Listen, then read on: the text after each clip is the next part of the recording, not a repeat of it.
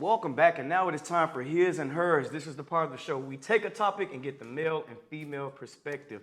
In case you guys missed it, media mogul Charlamagne Tha God made headlines recently when he said that he and his wife, Jessica Gatson, who have been married for 23 years, did not have a prenuptial agreement.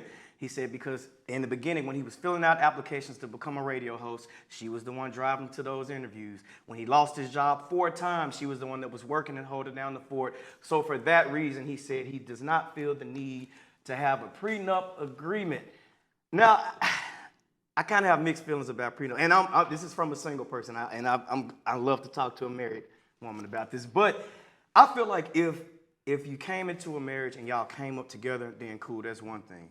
But if you married somebody who's already established and already have wealth, I feel like a prenup should be given. You think? Yeah. Okay, so listen, America. I'm a little mixed when it comes to a prenup, right? Because I feel like you're working on the end of the marriage before you even start to work on the marriage. By signing a prenup, now there's pros and cons. So let me just read some out first so we can understand, right? So the pros of a prenup: help protect your property, obviously. Help protect the debt of a spouse, right? So if you go into a marriage and the person has debt, the prenup helps with that. It doesn't become your debt. It helps to protect your children. It limits the amount of spousal support, and it just protects overall finances. But people don't think about the cons. The cons are it sends the wrong message into a marriage that divorce is a possibility. I agree with that. It also says planning for failure before you're planning your life together. I said that. I agree with that. The honeymoon stage includes business. Okay, so the honeymoon stage is the lovey-dovey stages where you can literally make a decision based on how you're feeling at that moment in love. That changes. And then you'll wish like, oh, I should have included that, or I should have done it different. I get that people want to protect themselves, but I think the problem with what's going on now in the world, people are entering into marriages with a door. Marriage is not a door. You mean like one foot in and one foot out? It's not something you don't go into a marriage saying, well, if it don't work out, we're done. It's not. That's not. We're missing what marriage means. It means forever. Unless somebody is physically abusing you, yes, protect yourself. But marriage is not. It's a business to an extent, but it shouldn't be a business transaction. Love today, the world's love is I do for you when you do for me. That's what love is. Honey, love in the word of God is not that. It is eternal. It is everlasting. It builds up. It does not puff up. It is not angry. It is not self-seeking. It does not covet jealousy. It is love. You don't fall out of love. You fall out of growing together. Now, hold on now. I feel like when it comes, like you're right, it is a contractual agreement, marriage is. But I feel like people... Before God. But... It is not just a piece of paper. I feel like it gets a little muddy when people mix the spiritual commitment with the legality of it all.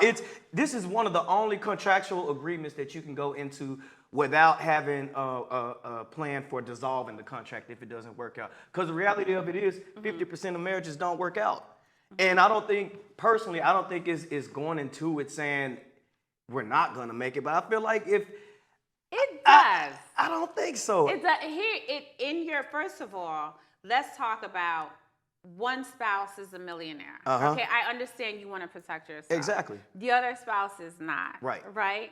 For the spouse it's building non-trust. That means you're going into the marriage making that person feel less of a person.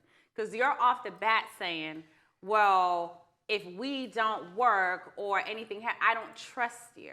You're not going in equal. But I feel like if the marriage is going to end, it's going to end, whether it's a prenup or not. And I look at people like Dr. Dre. Lord, Dr. Dre. He married his wife in 1997. He was already established, already solidified in the game. They got a divorce. He has to pay her $3.5 million a year. Let me tell you something. $3.5 million? Who needs that much money? So the reports are... Who needs $3.5 million? The word on the street is there was some problems in that marriage. Well, obviously they. Word on the street is there was some hands raised in that marriage. Allegedly. You raise your hands, you pay 1.3 million a week. First of all, a woman, What? I don't care. No. You can come into a marriage and you can have your little $6 billion. And we go ahead and sign a prenup, but we get together for 26 years. So in 26 years, I help you build your little billion to 10.7 billion. She didn't help. He was already a millionaire when they got together, Ken. But what's the difference? Jeff Bezos didn't have a prenup with his wife. But he wasn't on like that when he got married. It doesn't matter. It separates the men from the boys. No. Okay? Because Bezos said, you know what?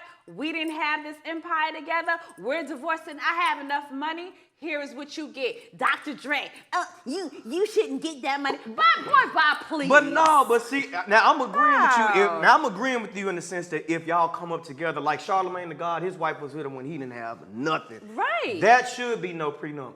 But like Dr. Dre was already a millionaire when he married this woman. Why is she getting $3.5 million a year? I'm not saying she should not get spousal support.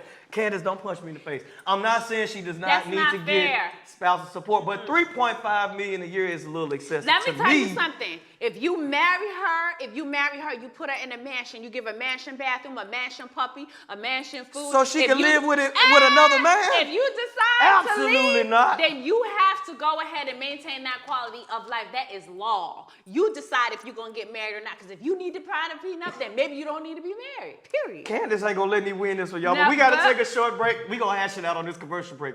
We'll be right back. Candice, they don't need no $3.5 million a year. I'm yet praying for you.